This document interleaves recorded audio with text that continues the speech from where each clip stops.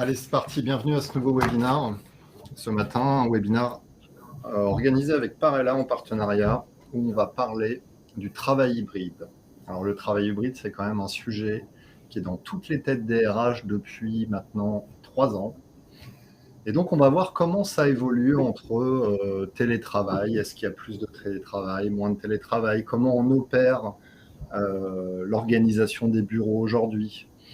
Et donc, pour m'accompagner ce matin, on accueille Diane Mendes, Coralie Delfos et Ève Laroudy. Ève, je te laisse te présenter pour démarrer ce webinaire. Bonjour à toutes et tous. Je suis donc Ève Laroudy, directrice des ressources au sein de la Société du Grand Paris. Les ressources regroupent dans notre entreprise les systèmes d'information, les ressources humaines et l'environnement de travail et l'immobilier, ce qu'on appelle plus vulgairement les services généraux. Voilà, je suis dans cette entreprise depuis bientôt 5 ans. Super. Coralie, bonjour Coralie. Bonjour à tous et à toutes. Donc Coralie Delfos, directrice développement et transformation RH à la CNAV, ou devrais-je plutôt dire maintenant l'assurance retraite Caisse nationale, puisqu'on a tout récemment changé de nom.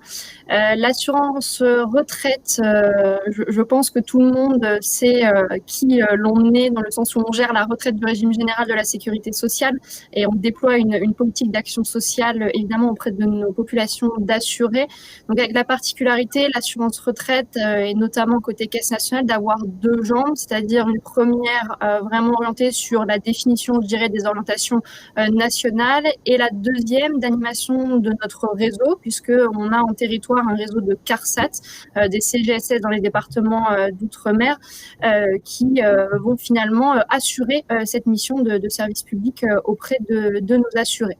Et donc je suis plus particulièrement donc, à la tête de la direction des relations humaines et de la transformation, donc côté Caisse nationale, où on a pour rôle finalement, comme une fonction, je dirais, RH classique, d'accompagner les collaborateurs et collaboratrices, favoriser l'engagement et créer, je dirais, les conditions de réussite des transformations auxquelles on est confronté, aussi bien de manière exogène par rapport à nos cœurs métiers que d'autres dont on va parler, je pense, aujourd'hui en parlant d'hybride. Merci Coralie. Et puis, j'accueille Diane. Bonjour Diane.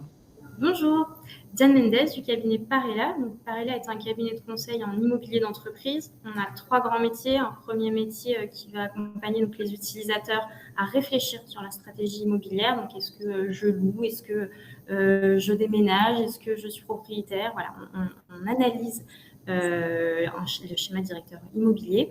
Un deuxième grand métier qui est la partie ce qu'on appelle workspace, donc c'est vraiment l'aménagement des espaces. Donc une fois qu'on a la coquille, on s'intéresse à l'intérieur et les espaces de travail qu'on va déployer en fonction des modes de travail.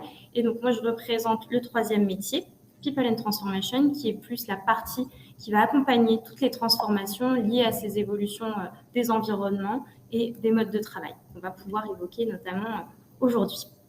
Alors, ce webinaire va se baser sur le résultat d'une étude qui a mené Parella. Est-ce que tu peux nous expliquer, nous resituer cette étude, Diane? Tout à fait. Donc, tous les ans, nous éditons ce baromètre. Donc, c'est la 7e année cette année, en collaboration avec le CSA. Donc, on a une méthodologie qui est commune finalement à chaque année pour réellement suivre l'évolution des chiffres et des tendances que l'on suit. On interroge 300 dirigeants et donc ça va tout particulièrement vous intéresser aujourd'hui car les 2/3 sont des DRH. Et en parallèle, nous interrogeons aussi des collaborateurs, donc des salariés, 500 salariés, que ce soit dirigeants ou salariés, sont des entreprises de tout secteur confondus et de plus de 50 salariés. Alors, de cette étude ressort 3 grands enseignements. On va tout de suite vous les présenter. Le premier enseignement, c'est que le travail hybride, c'est une réalité à 2 vitesses. Quelques chiffres que je présente ou que tu commandes, Diane, comme tu le souhaites. Oui, alors on peut le faire à 2 voix. Le chiffre là qu'on va retenir, c'est que 55% des salariés donc interrogés ont la possibilité de faire du télétravail. Donc, on entend bien possibilité. C'est est-ce que mon entreprise m'autorise à faire du télétravail? Oui, non. Donc, c'est vrai que quand on regarde juste ce chiffre, nous, Parella, on a été étonnés du 55%, parce que ce n'est pas réellement ce que l'on voit aujourd'hui chez nos clients, mais c'est normal et ça va notamment s'expliquer avec la région. Parce qu'on le voit, on a 69% quand même de salariés en Île-de-France qui peuvent télétravailler. Et contrairement en région, on est plutôt sur 50%. C'est là où on retrouve ce petit différentiel. Et puis la plus grosse différence aussi qui est assez notable, c'est la taille de l'entreprise. Il y a une scission assez frappante entre moins de 50 et plus de 50 salariés, avec 38% pour les moins de 100 salariés, excusez-moi, je vous dis une bêtise, et plus de 100 salariés où on est tout de suite à 55% de salariés qui peuvent faire du télétravail.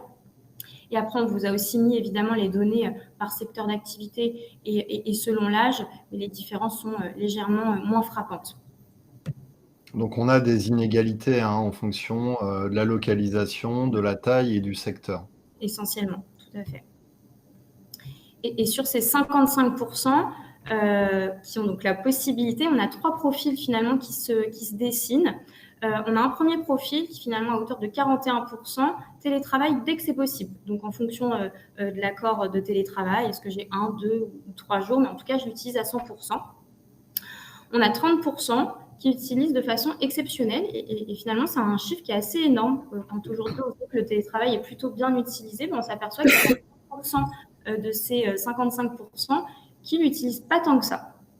Et puis, on a une dernière famille, les 29 derniers pourcents, qui finalement utilisent le télétravail avec toute la flexibilité que ça offre. Et vraiment, ils choisissent leur utilisation en fonction des habitudes et des activités professionnelles. Et puis aussi, parfois, les contraintes personnelles.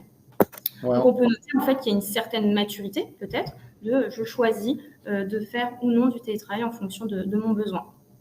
On voit de plus en plus d'adapter le télétravail à ses contraintes perso, ce besoin de flexibilité qui est de plus en plus accru et qui est un peu la marque de fabrique, je trouve, du télétravail sur ces dernières années. Plus que le fait de dire je télétravaille 3-4 jours ou 2 jours. C'est plutôt utilisé en fonction de ses besoins plutôt que d'utiliser à 100% ce qu'on nous permet. Alors, on a interrogé aussi les dirigeants et les salariés. Donc, les dirigeants, c'est avez-vous fait évoluer les modalités d'organisation du télétravail? Et puis, les salariés avaient profité d'une évolution de ces modalités. Donc, modalité, ça peut englober plusieurs choses. C'est est-ce que vous avez revu tout simplement votre accord? Est-ce que c'est le nombre de jours télétravaillés? Est-ce que c'est les contraintes des jours fixes, des jours libres? Voilà, c'est vraiment l'organisation de ces différents jours. Donc, en majeure partie, il y a quand même un assouplissement qui est notable, donc 30%. Et là, on a la même vision d'un point de vue salarié et d'un point de vue dirigeant. Très peu se sont resserrés d'un point de vue dirigeant. Et c'est peut-être en lien justement avec cette maturité qu'on a pu peut-être noter lors des chiffres précédents. Peut-être pas besoin de resserrer ces différentes modalités. Et sinon, il n'y a pas eu de changement. Là, nous, ce qu'on peut voir, c'est qu'on arrive souvent au bout des accords chez nos clients. Donc, il y a 2 familles, on va dire, de clients. On a des clients qui vont vraiment s'interroger sur est-ce que je revois cette organisation? Est-ce que tous les profils peuvent faire du télétravail? Est-ce qu'ils ont droit à tous au même accord? Et puis, on a des clients qui vont reconduire leur accord de façon traditionnelle sans se réinterroger sur les réels besoins. Et donc, lorsqu'on parle de modalité, évidemment, il y a le nombre de jours. Ce que l'on peut noter, c'est que les jours ont été augmentés depuis la crise sanitaire notamment. Donc, nous, ce que l'on voit, et peut-être que vous allez vous retrouver dedans, on est entre 2 et 3 jours chez nos clients, plutôt 2 jours quand même. Et nous, personnellement, pareil, là, on n'a pas vraiment eu de clients qui, pour l'instant, ont réellement augmenté le nombre. Donc là, est-ce que c'est plutôt en région? Je ne sais pas. Moi, j'ai plutôt vu l'inverse. Et dans nos derniers sondages auprès de la fonction RH, le chiffre qui ressort, c'est que un tiers des entreprises, là, en septembre, nous disent on est en train de dénoncer et de revoir notre accord de temps de travail. Donc, moi, j'ai plutôt l'impression quand même que ça veut dire on fait machine arrière. La perception que j'en ai, c'est plutôt ça. c'est une bonne transition avec cette slide-là, justement. On a interrogé, donc là aussi, les dirigeants sur les avantages, les bénéfices qu'ils pouvaient voir du télétravail. Alors, on a quand même 55% qui voient des avantages, mais c'est pas flagrant. On est quand même sur un avis assez mitigé. Et le chiffre qui est aussi assez intéressant, c'est ce 44% qu'on a en dessous, quand on leur a demandé, mais finalement, est-ce que ça a été imposé, cette mise en place par le souhait des collaborateurs? On a quand même un oui plutôt d'accord, tout à fait d'accord à 44%. Ça veut dire que les dirigeants se sont quand même sentis obligés de mettre en place un accord de télétravail.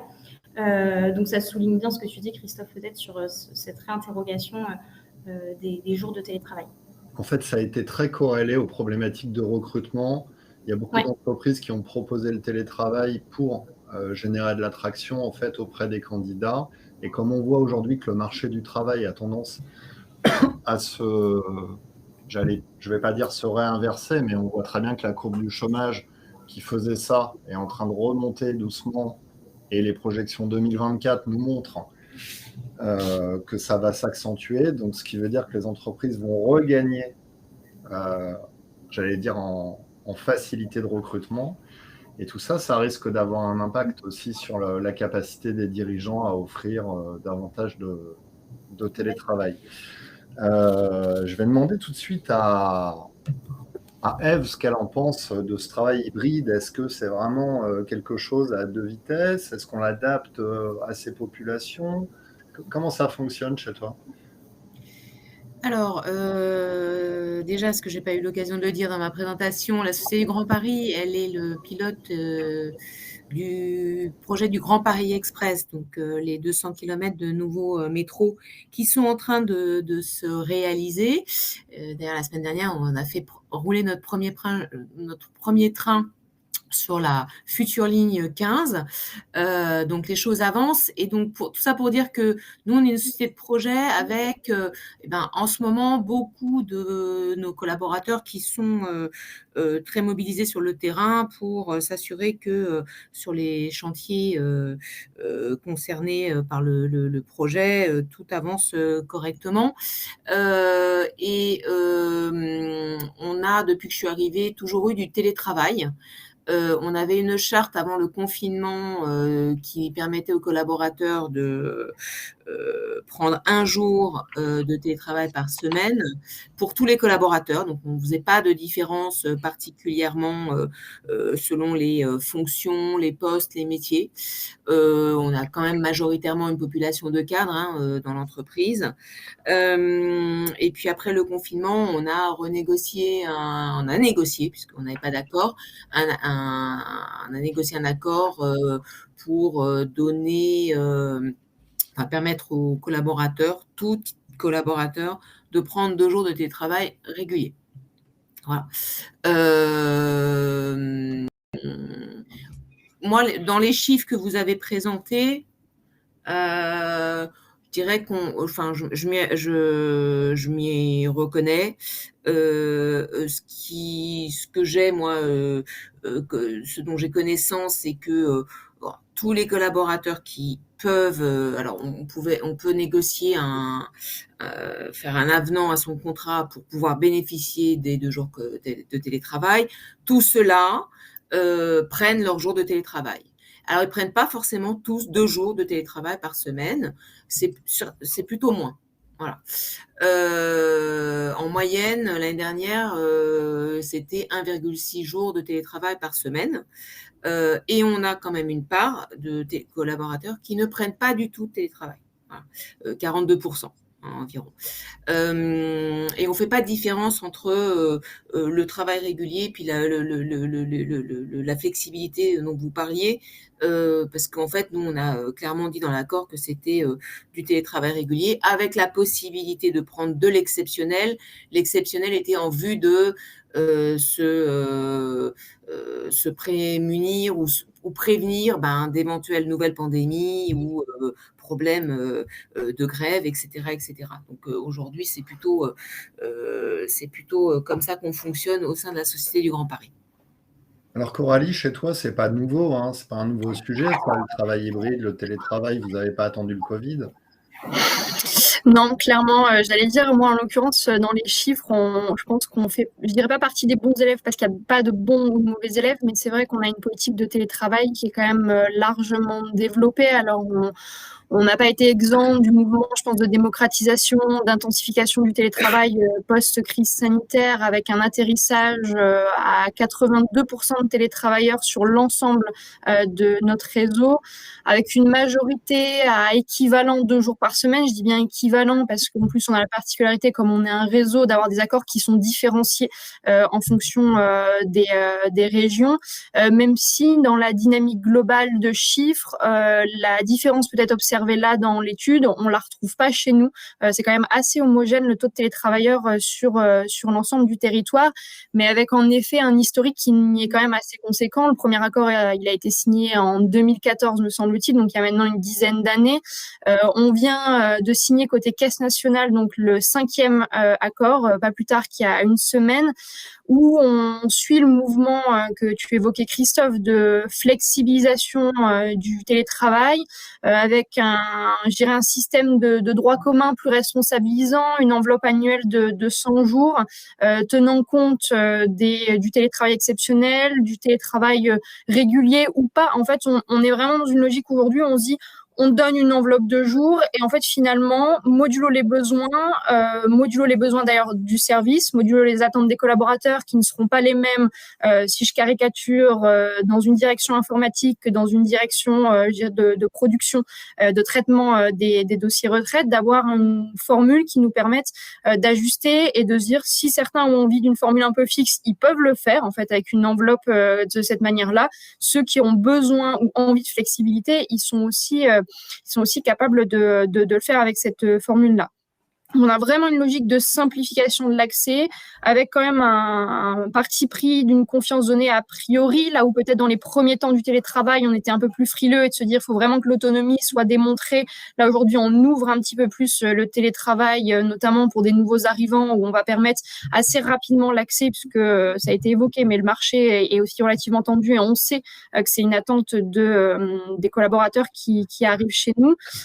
Donc, on est vraiment, je pense, dans cette perspective de flexibilité et de personnalisation aussi, dans le sens où, à côté, je dirais, de cet aspect de flexibilisation, on continue d'avoir une attention soutenue sur certaines typologies, je dirais, de population et pas tant sur l'aspect métier, puisque finalement, 82% de télétravailleurs, on a une majorité de nos activités qui sont télétravaillables et même, pour exemple, le service, en tout cas chez nous, côté Caisse nationale, qui est en charge de la numérisation des documents qui arrivent pour le traitement des dossiers retraite, même eux arrivent à avoir des journées de télétravail de temps en temps. Donc, on est vraiment, pour le coup, on essaye d'engager tout le monde avec évidemment des quotités qui peuvent varier.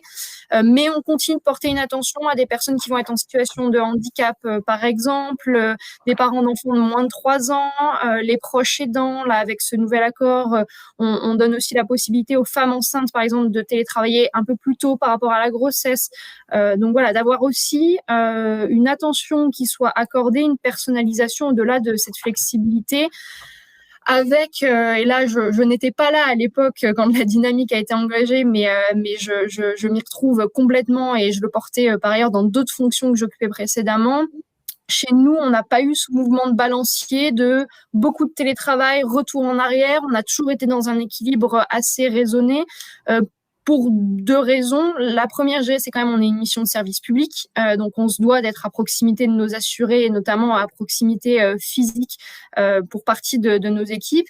Et d'autre part, on n'est pas non plus une remote first, c'est-à-dire qu'on a un collectif de travail qui s'est quand même construit, qui a son histoire, qui vit encore dans la spontanéité des échanges présentiels, qui vit dans les moments informels, dans les interstices, je dirais, du travail. Et on n'est pas dans cette culture où il y a de l'intentionnalité, je dirais. Donc, en tout cas, dans des temps collectifs, pas encore. Donc, on a du travail à poursuivre sur la question, mais on est vraiment au point d'équilibre entre travail sur site et travail à distance, et entre règles communes et personnalisation des organisations de travail.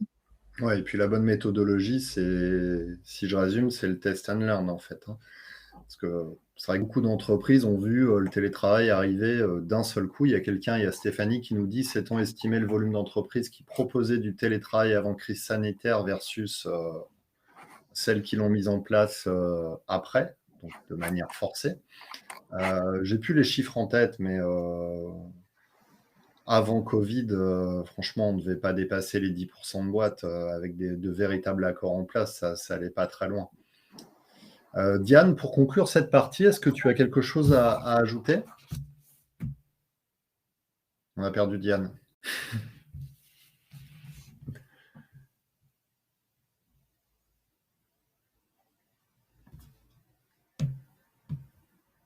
C'est pas grave, elle va nous rejoindre. Le deuxième axe, en fait, le deuxième enseignement, c'est l'impact du travail hybride sur les espaces, et notamment sur les espaces de travail et comment les entreprises pensent les aménagements de leurs espaces de travail, de leurs bureaux, pour procurer une expérience collaborateur digne de ce nom quand les salariés reviennent au bureau. Super transition, Diane est revenue. Je vais lancer la seconde partie. Nous avons des petits problèmes de connexion en ce moment au bureau et voilà, j'en ai été victime. Désolée. Donc l'enseignement 2, effectivement, le travail hybride a un impact sur les espaces de travail.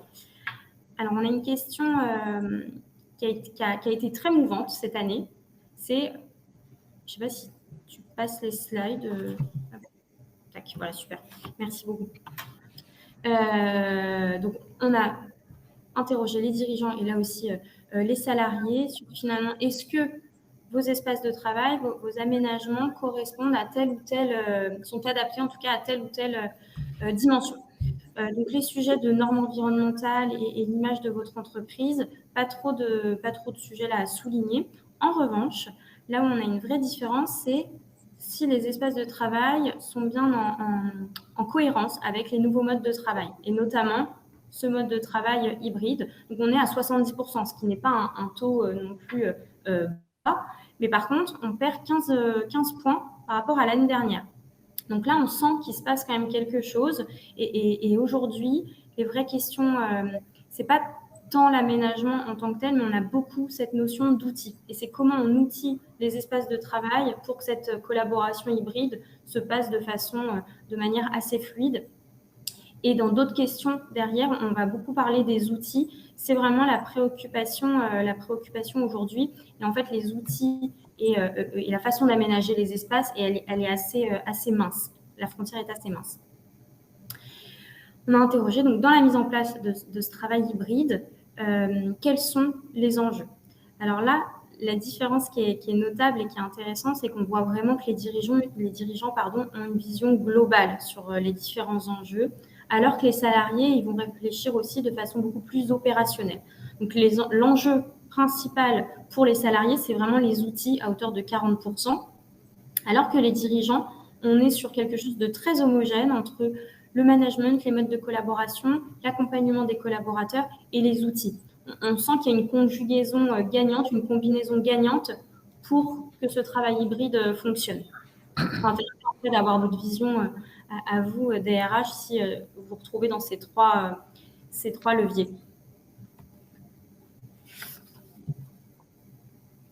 Alors, le salarié, qu'est-ce qu'il recherche lorsqu'il vient au bureau? Le lien social, on l'a tout le temps. C'est vraiment, on vient au bureau pour retrouver ses collègues, échanger, que ce soit de manière formelle ou informelle. On a un petit nouveau, si je puis dire, qui fait son apparition, c'est le pouvoir travailler plus efficacement.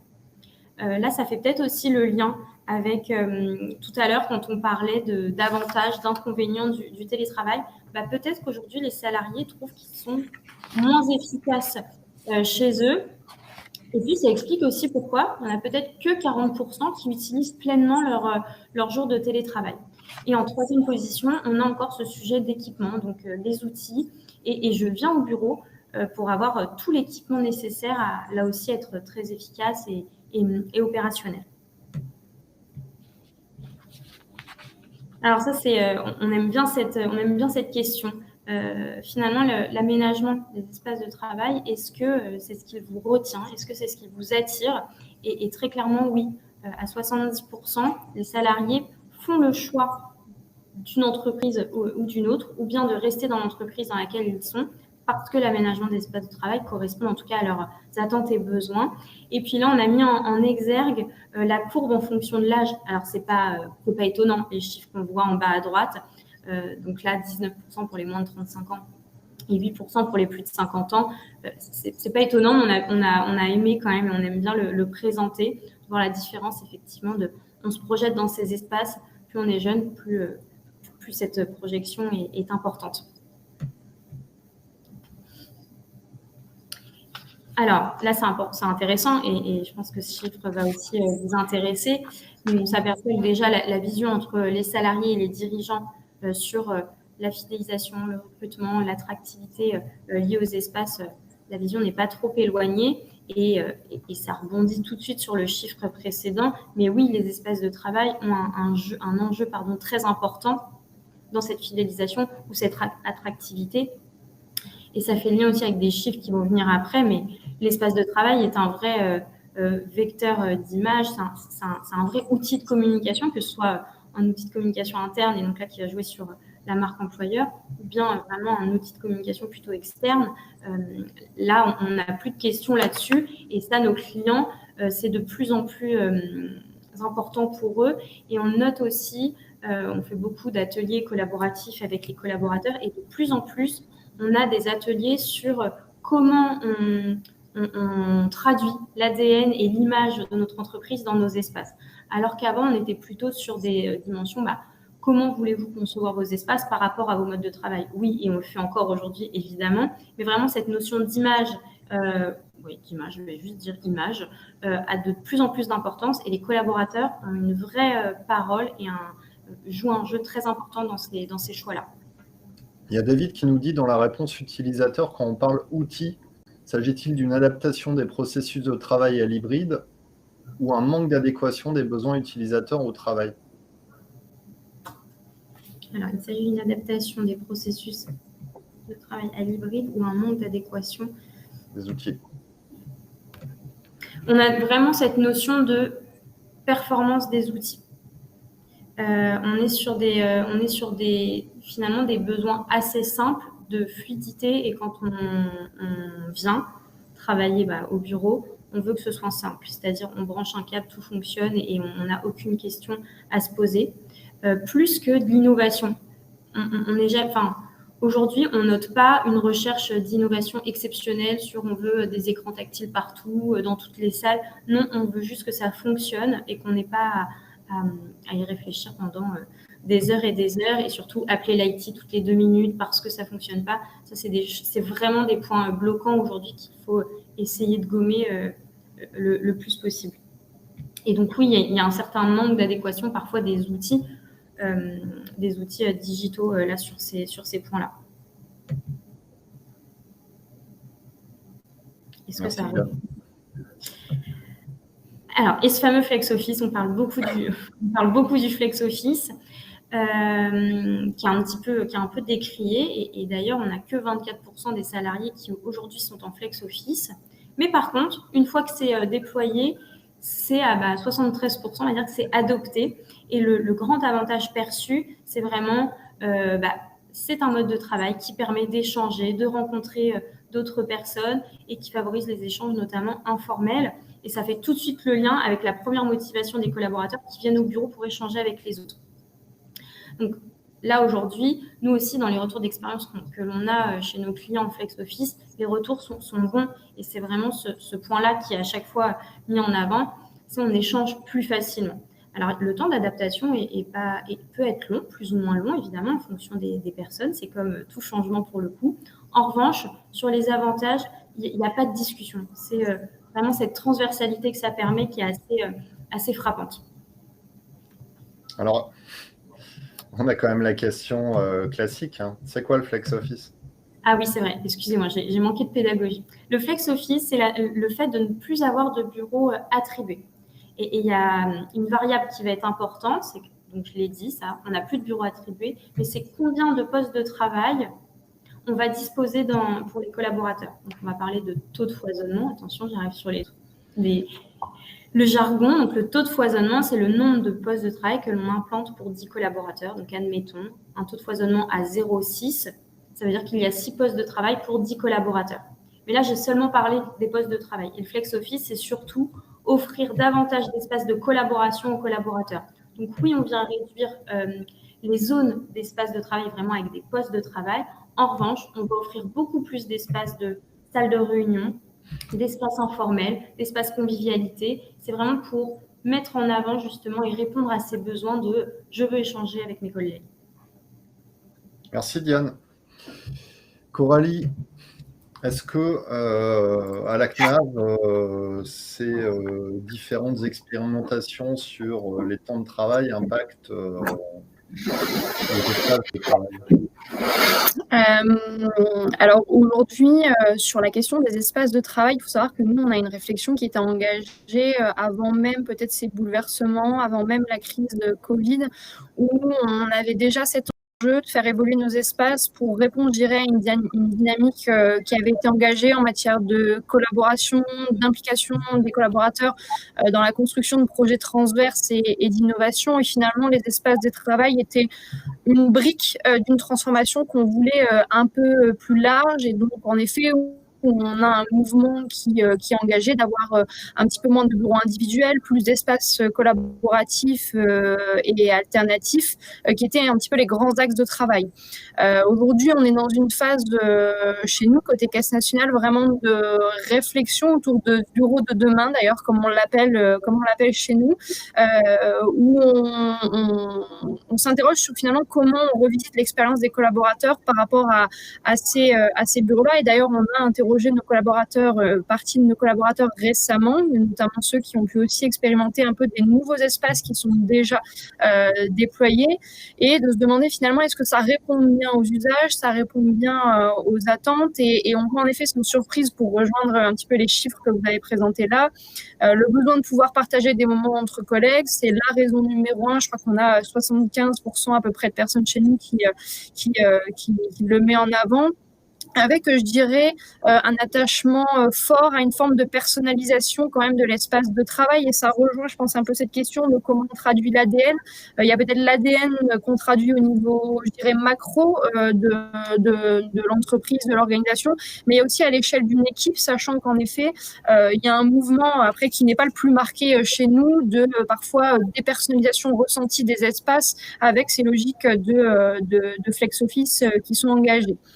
Après, ce que je trouve assez intéressant, c'est de voir aussi des besoins, et vous en avez mentionné quelques-uns là, qui sont finalement presque plus primaires, qu'on aurait tendance à mettre de côté dans une vision parfois un peu prospective, mais d'avoir un environnement de travail, juste un équipement qui fonctionne bien, d'avoir des services sur place, et surtout, peut-être moi, en tout cas, ce qui m'a surprise en premier, c'était surtout le besoin de calme en fait. Je pense que c'est lié peut-être à une sorte de fantasme que l'on a encore avec l'hybride, finalement on va venir au bureau juste pour se retrouver entre collègues, ce qui aujourd'hui n'est pas complètement vrai dans les formules dans lesquelles on se situe, où on a besoin parfois de concentration, de pouvoir se concentrer pour faire des visios sans déranger son voisin de bureau, parce qu'aujourd'hui ce serait un peu utopique, je dirais, de considérer, parce que je viens au bureau, tous mes interlocuteurs sont aussi présents et je serai en mode 100% présentiel sur mes journées. Donc, c'est un peu un besoin quand même qu'il ne faut pas négliger, qui parfois est un peu négligé, je pense, dans certains projets, en tout cas par le passé, que j'avais pu observer par ailleurs, même si je reste convaincue qu'on doit continuer à cheminer aussi sur la manière de travailler en hybride, de gagner en maturité sur certaines pratiques, et d'accompagner aussi les collaborateurs, notamment sur l'usage d'outils collaboratifs, de pratiques de travail plus asynchrones, où finalement, en effet, on pourra aussi mobiliser un peu plus le temps en présentiel sur finalement des interactions qui ont leur valeur ajoutée à être particulièrement en présentiel. Et donc, ça casse peut-être un peu ce mythe, finalement, d'espace, comme on le voyait il y a 10 ans, à la Google, limite avec les toboggans, etc., je caricature, et qui ne sont pas tant recherchés que ça, en effet, en tout cas par nos collaborateurs. Ça marche. Ève, de ton côté? Alors, de notre côté, vraiment, je suis assez satisfaite et fière de ce qu'on a pensé quand il a s'agi, et c'est quand je suis arrivée à la Société du Grand Paris, de déménager nos collaborateurs parce qu'on avait des locaux trop petits et qu'on allait croître énormément. Et donc, on a réfléchi beaucoup à tout ce qu'on vient de se dire là dans cette deuxième partie. Comment on réfléchit nos aménagements en termes pour répondre à quand même ce qui est notre ADN, nos valeurs. Comment on pousse, parce que en tant que société de projet, il faut que les collaborateurs travaillent beaucoup en mode collaboratif. Donc comment on fait en sorte que nos espaces puissent y répondre. Et puis aussi, en sachant pertinemment, ce que j'ai un peu dit tout à l'heure, qu'on allait avoir des collaborateurs qui allaient devoir bouger beaucoup, bouger à l'extérieur pour aller sur les chantiers, mais aussi bouger beaucoup dans notre. On n'a qu'un seul siège, hein, nous, on est une petite entreprise, mais bouger beaucoup pour aller, encore une fois, collaborer avec d'autres directions quand il s'agit de travailler ensemble. Et donc, on a pensé nos locaux de cette façon-là, donc avec des espaces beaucoup plus ouverts. Avant, c'était des espaces fermés. Des espaces ouverts et en réfléchissant au usage. Donc, donc les usages étant, quand j'ai besoin, c'est exactement ce que Coralie disait, de me concentrer, je peux être à mon poste. Et là, on n'a pas du tout été vers le flex tout de suite. On s'est dit, il faut que chacun ait son poste attitré et qu'il puisse avoir son espace personnel pour travailler tranquillement quand il a besoin de travailler tranquillement. Et puis, on a également rajouté dans les aménagements beaucoup de bulles, beaucoup d'espaces ouverts pour justement permettre ce travail beaucoup plus en collaboratif ou s'enfermer quand on a besoin d'être en call avec des personnes à l'extérieur, par exemple. Donc, c'est des locaux qui répondent beaucoup à ça et je dois dire que les collaborateurs sont relativement satisfaits parce que dans notre dernier baromètre social, celui de l'année dernière, c'était pareil. On a quasi la majorité, 95% et plus, qui sont hyper satisfaits de leur environnement de travail global. Et la question des outils est évidemment clé. C'est comme ça qu'on a aussi pensé nos aménagements, c'est-à-dire que c'est pas le tout d'avoir un bureau attitré et un beau siège ergonomique. Il faut que dans les bulles, à mon poste, etc., je puisse pouvoir me débrouiller en travaillant à distance, en me mettant en webconférence, en ayant du Wi-Fi, du réseau partout. Voilà, donc on a aussi pensé nos locaux avec tous les outils possibles. Donc, toutes les salles de réunion sont équipées d'un écran, sont équipées effectivement des choses très simples. On n'a pas besoin, et on s'était posé la question des écrans tactiles, etc., des choses très simples qui déjà, même par la simplicité, il faut que on a mis du temps à ce que les collaborateurs s'approprient ces outils et sachent comment brancher son ordi, faire la connexion pour travailler, être en webconférence, etc. Donc, mais on a mis ce qu'il fallait, donc les écrans, les pieuvres dans les salles, des écrans incurvés à chaque poste de travail, parce que nous, on a des collaborateurs qui travaillent sur des grands plans, qui font beaucoup d'Excel, enfin bon, voilà. Donc, tout ce qu'il faut pour que les collaborateurs puissent être en mobilité, que ce soit dans le bâtiment ou à l'extérieur, et travailler en collaboratif. Très clair. Ça rejoint ce qu'on disait tout à l'heure sur des outils qui permettent de faire du plug and play, en fait, de pouvoir travailler finalement de n'importe où avec beaucoup de facilité. Le troisième axe va concerner l'impact en fait des espaces de travail sur l'expérience collaborateur. Diane va nous présenter quelques chiffres. Alors, tout à l'heure, on a déjà parlé de l'espace de travail vecteur de l'image de l'entreprise, que ce soit l'image en interne ou en externe. Et cette page remonte tout à fait ça. Donc, on a interrogé l'aménagement actuel de vos espaces de travail. Joue-t-il un rôle essentiel sur ces items différents? Donc, la bonne nouvelle, les dirigeants et collaborateurs sont en phase sur le fait que c'est un rôle essentiel sur évidemment le bien-être des collaborateurs et sur la performance aussi. De toute façon, bien-être et performance en entreprise, ce sont deux frères jumeaux, donc on ne peut pas les dissocier. Et puis, on a ce point sur l'image de votre entreprise. Là aussi, on a une vision assez égale des deux côtés, mais c'est un point vraiment très important aujourd'hui et qui l'est de plus en plus. J'ai un autre truc à dire, mais je le dirai sur les pages. Non, je pourrais le dire après, ce sera mieux. Donc, l'image encore. Les dirigeants ont cette notion-là aussi de notre espace, notre siège, nos bureaux doivent refléter et nos valeurs et l'histoire de l'entreprise. Donc là, on est vraiment sur ces sujets d'attractivité, de marque employeur, mais aussi cette image externe de ça doit présenter notre activité et les produits. Et donc aujourd'hui, quand tout à l'heure je disais, on interroge beaucoup les salariés sur comment vous voulez concevoir vos espaces pour que ça réponde à ces éléments-là. On a vraiment aussi cette notion de comment on va tout autant présenter vos produits et votre activité, parce qu'il y a des entreprises pour lesquelles c'est très simple de mettre en avant des produits, et pour des, je sais pas, des cabinets de conseil, des cabinets d'avocats, ça va être plus différent. Il va falloir du coup tout appuyer sur beaucoup plus les valeurs et l'histoire. Et dans d'autres entreprises où c'est plus évident, il va falloir qu'on pense les espaces avec les collaborateurs et les dirigeants pour que tout se ressente et que tout ait sa place dans les espaces. Et le point après est intéressant. Car là, c'est quel sujet, vous comptez investir, dans vos espaces de travail, et vision salariée, sur quoi vous aimeriez que vos dirigeants, investissent dans les espaces.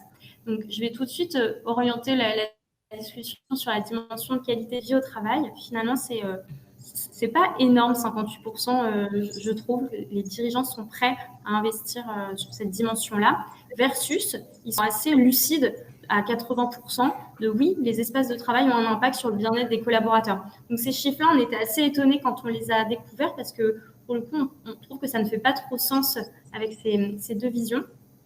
Par contre, on a la notion d'éco-responsable qui commence à prendre de la place, mais 62%, on n'est pas non plus sur un chiffre top chiffre.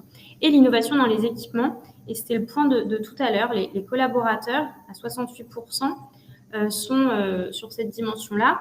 C'est pas si énorme quand aussi on regarde les chiffres précédents, quand on parlait d'outils. On était vraiment sur des outils liés à la performance plus que l'innovation. Ça souligne tout à fait nos sujets de discussion de tout à l'heure.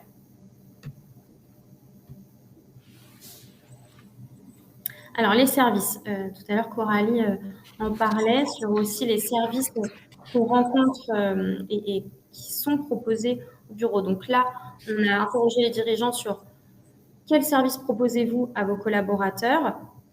Et les salariés, on les a interrogés sur plusieurs dimensions. Si c'était proposé, est-ce que vous les utiliserez? Si vous les avez, est-ce que vous les utilisez? Oui, non. Et est-ce que vous aimeriez?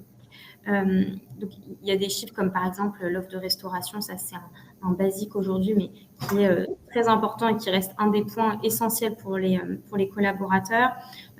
Tous les sujets autour de la santé mentale, du sport. Le point en fait important, parce qu'il y a quand même des différences en fait entre la vision et les souhaits des collaborateurs versus ce qui est proposé, c'est que finalement il faut vraiment apporter un soin particulier à comprendre ce que souhaitent les collaborateurs.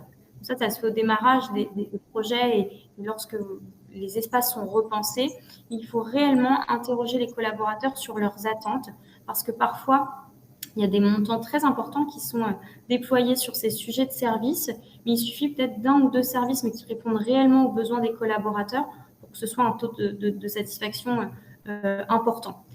Donc là, c'est un des points essentiels, notamment, je pense, sur tous ces chiffres qui sont présentés, mais vraiment les services.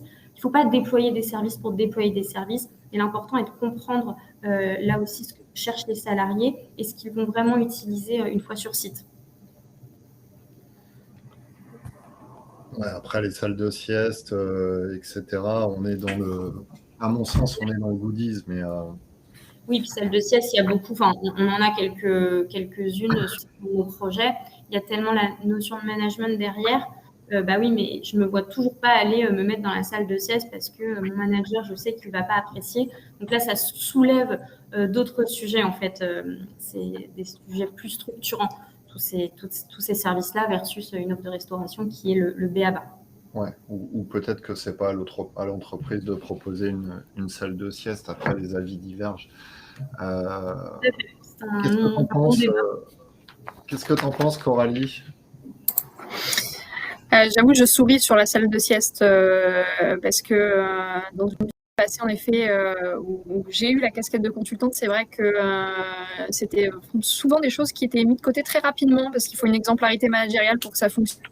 C'est rarement le cas. Si je reviens plutôt sur aujourd'hui ce qui me concerne et notamment à la CNAV, je pense sur cet aspect serviciel, c'est en effet une interrogation que l'on a. Alors avec peut-être la chance historique d'être assez investi sur ces sujets, notamment à notre siège, on a par exemple une crèche vraiment présente au pied du bâtiment pour nos collaborateurs. On a une offre qui est disponible aussi pour, en tout cas en Île-de-France, qu'on gère directement pour nos collaborateurs aussi, qui sont finalement un petit peu situés partout sur le territoire francilien, donc avec des places qui sont mises à disposition. On a une réelle animation sportive qui semble en effet parfois un peu plus ancienne dans la dynamique, mais néanmoins qui est toujours appréciée et qui vit toujours, une médiathèque. Enfin, on a ce genre de choses qui sont finalement très installées, toujours aussi appréciées, mais qui restent quand même aujourd'hui à regarder dans les besoins. Est-ce que c'est encore autant utilisé qu'auparavant ou pas? Est-ce qu'on a besoin d'adapter notre offre de service sur la question? Et alors, là où je ne rejoins pas complètement, c'est le B.A.B.A. peut-être de la restauration, parce qu'en réalité, avec la crise sanitaire, c'est quand même une question qui se pose vraiment quand on a des restaurants d'entreprise notamment qui sont sous-utilisés. Avec même d'ailleurs des renouvellements d'appels d'offres, parfois on n'a même pas de candidats pour assurer la restauration d'entreprise. Donc c'est pas tant le B.A.B.A. que ça, la restauration d'entreprise, même si en effet c'est un enjeu phare d'avoir un minimum un espace qui soit agréable pour que les personnes puissent en effet se restaurer, au-delà d'une offre vraiment de restaurant d'entreprise. Donc là-dessus, je rejoins complètement en tout cas ce qui a été partagé avec un enjeu un peu plus large quand même d'expérience collaborateur aussi, où chez nous, il y a cet enjeu en plus de projeter le candidat dans des locaux qui ne sont pas toujours les siens. C'est-à-dire que quand on reçoit des personnes qui vont après aller en agence retraite, globalement, la projection, ils peuvent dire quelque chose de nos espaces, mais c'est pas leur espace de travail de demain, avec en plus chez nous la particularité d'être dans des bureaux qui sont en travaux aussi. Donc, on occupe les espaces qui sont en train d'être rénovés. Donc, c'est comment, en effet, on arrive à donner à voir avec des collaborateurs qui nous demandent, pour certains, et qui nous interrogent sur un petit peu l'évolution de nos espaces. Et donc, je pense que finalement l'hybride, pour sortir de cette pure question bâtimentaire, ça nous amène à interroger des moments, je dirais, un petit peu phares de l'expérience collaborateur, l'onboarding, où en effet, nous, on a revu très récemment nos process d'onboarding de manière à avoir vraiment des temps forts, présentiels, ludiques, qui impliquent vraiment nos acteurs sur le terrain, qui est vraiment cette, j'aime bien utiliser ce mot, mais personnification de l'expérience collaborateur dès l'arrivée, et même avant même que les gens soient arrivés, comment on les fait s'immerger dans notre culture, comment on leur donne à voir un petit peu la vie qui sera chez nous, l'accompagnement qui leur sera proposé, de manière à ce qu'ils puissent se dire avant même d'être arrivés, ok, je me sens suffisamment informée, je suis suffisamment embarquée avant même d'être arrivée, et je me sens suffisamment à l'aise, même si je ne vais pas croiser tous les jours et à chaque instant les personnes, avec des espaces où en effet on a le souhait de pouvoir aussi faciliter quand même les différents croisements. Eve, de ton côté? Nous, la qualité de vie au travail est un sujet important, dans le sens où dans l'aménagement de notre bâtiment, on l'a réfléchi également pour être en capacité d'apporter un certain nombre de services. Et je suis désolée, même si tout le monde n'est pas d'accord avec cette idée, on a effectivement aussi installer une salle de sieste. Bon, Donc désolé, et qui est utilisée. C'est pas du tout un sujet au sein de l'entreprise. Les gens ont entre midi et 2 envie de s'isoler 20 minutes, une demi-heure, et ça marche et c'est apprécié. Après, on a tout ce qui était listé, donc la salle de sport, la conciergerie, l'offre de restauration, moi à laquelle j'ai porté beaucoup d'attention parce que je pense que c'est important. Alors nous, on est dans des locaux qui sont à Saint-Denis, avec peu de moyens de restauration à l'extérieur. Donc c'était hyper important que nos collaborateurs puissent se restaurer sur place et correctement. Je reviendrai sur le correctement. Voilà, donc c'est super important et c'est très apprécié, clairement. L'ensemble des services, ça fait partie de, pour moi, tout l'embarquement autour de la qualité de vie au travail. Ça dépend. Est-ce que tout ça via l'environnement de travail. Pardon ? Est-ce que F, c'est pas lié à ta localisation aussi ? Ah bien sûr, bien sûr. Ça compte énormément. Ça compte. Après, ce que je retiens, moi, et qui est intéressant, parce que moi, je le vois vraiment dans l'évolution des usages, parce qu'il faut raisonner usage, c'est l'évolution de l'appétence au service de la conciergerie, où nous, clairement, on a réduit la voilure parce que on voit bien qu'avec le télétravail, il y a moins besoin de pressing, moins besoin de service cordonnerie, enfin voilà, des petites choses qui rendaient service aux collaborateurs parce que c'était compliqué de le faire en semaine et puis ça nous fait perdre du temps le week-end. Ça, moins besoin, évidemment. Donc ça, on a réduit la voilure. Par contre, le sport à fond, beaucoup plus. Tout ce qui est en lien avec l'éco-responsabilité, là, clairement, moi, j'ai des collaborateurs qui sont à fond là-dedans.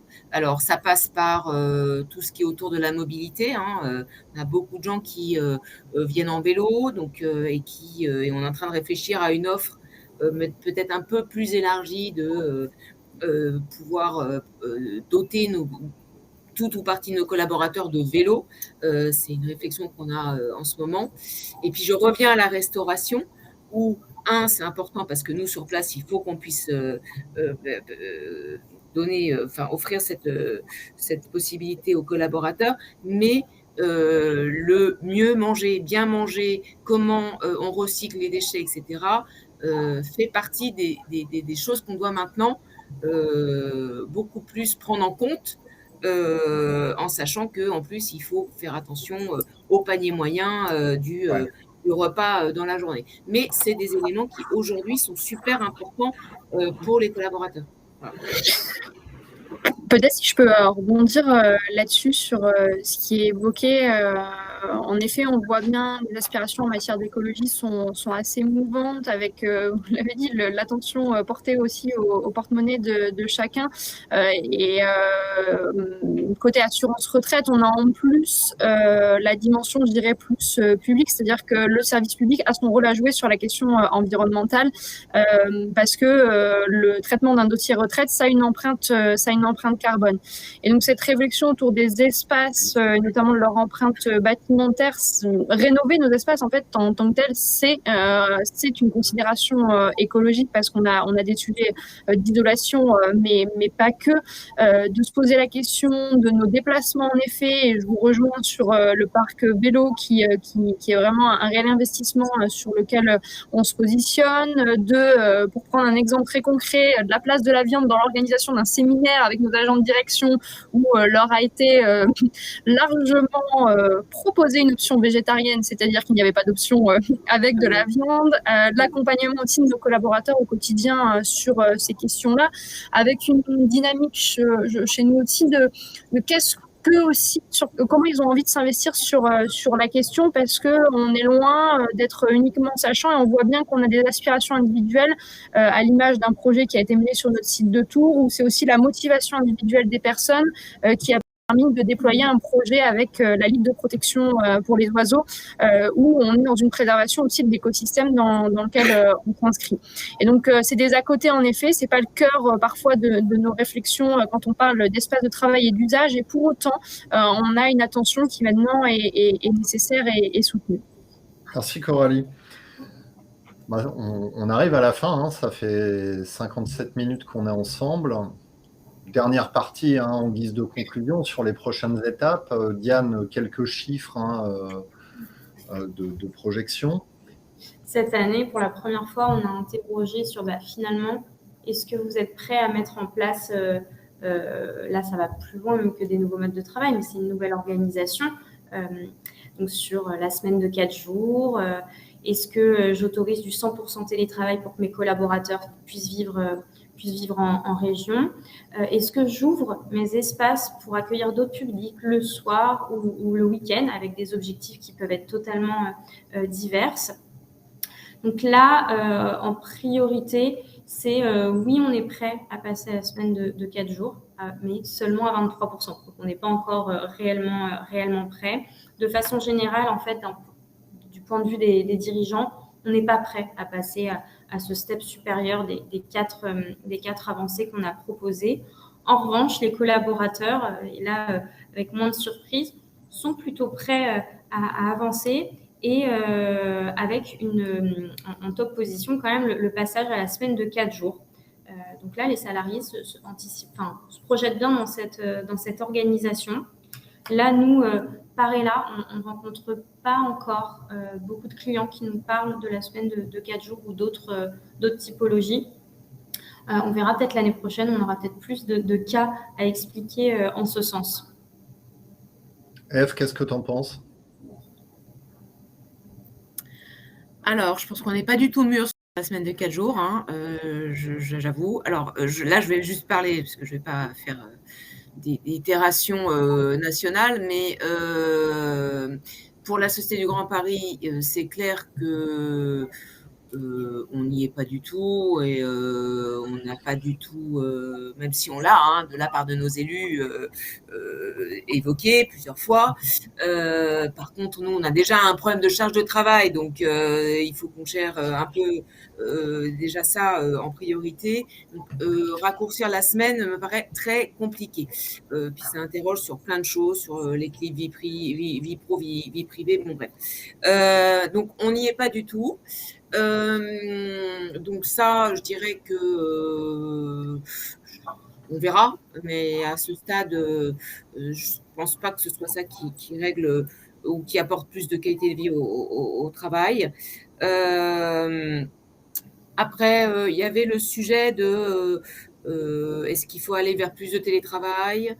Bon, ça, nous, on a toujours privilégié quand même une majorité de présentiel avec et puis la possibilité de travailler chez soi, mais encore une fois en fonction de l'usage, qui répond à et la flexibilité et se faciliter la vie dans les transports et puis sur des besoins de concentration sur des dossiers un peu lourds, etc., où finalement je suis peut-être mieux chez moi isolée, mais je pense que, et tu l'as dit Christophe, on est en train d'évoluer et de faire un petit peu marche arrière sur ce sujet, parce que je pense que le lien social, le collectif, la culture d'entreprise reprennent leur lettre de noblesse, si je puis me permettre, de plus en plus. C'est des réflexions que j'entends beaucoup là, qui émergent dans les médias de beaucoup de dirigeants. Après, la question, elle est plus de se dire, est-ce que on permet aux gens de faire du télétravail partout,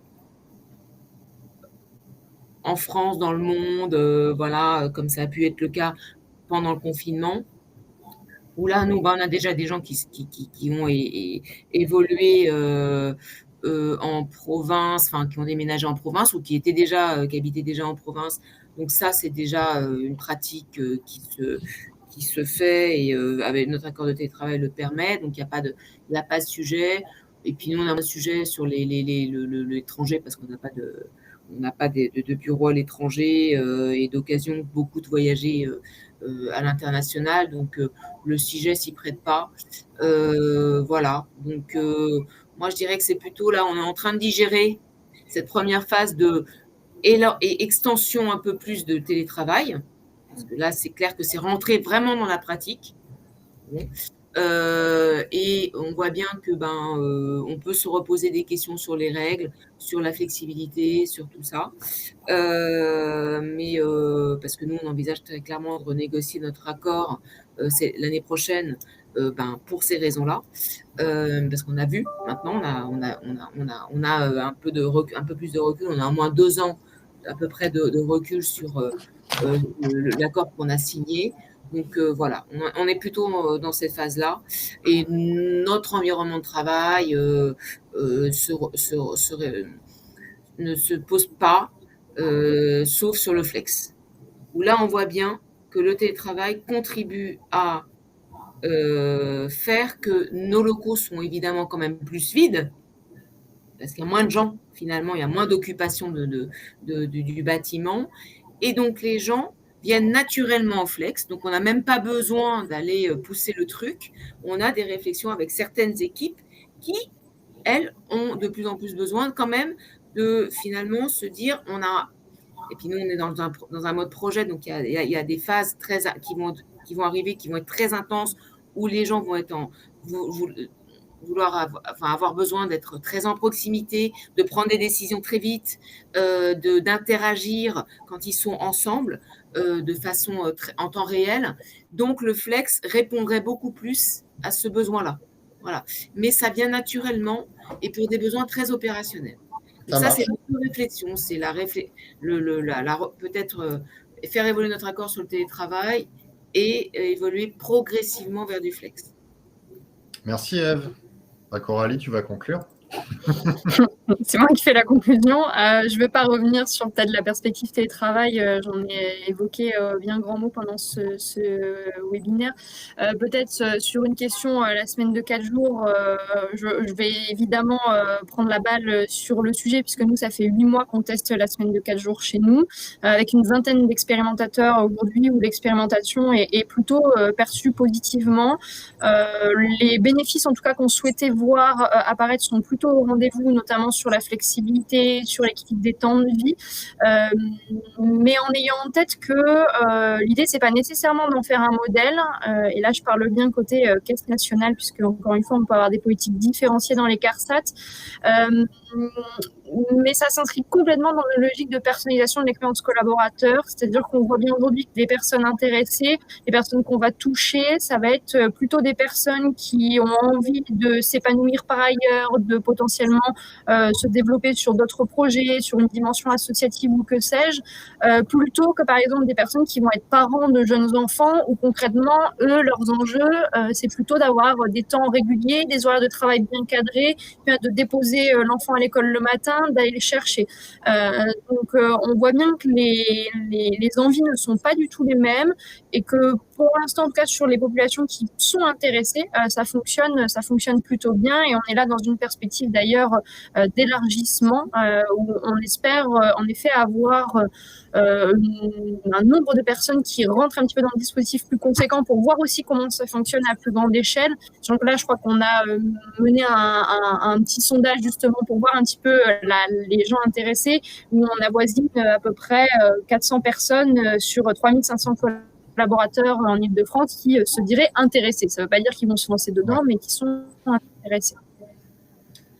Merci beaucoup Coralie, merci Ève.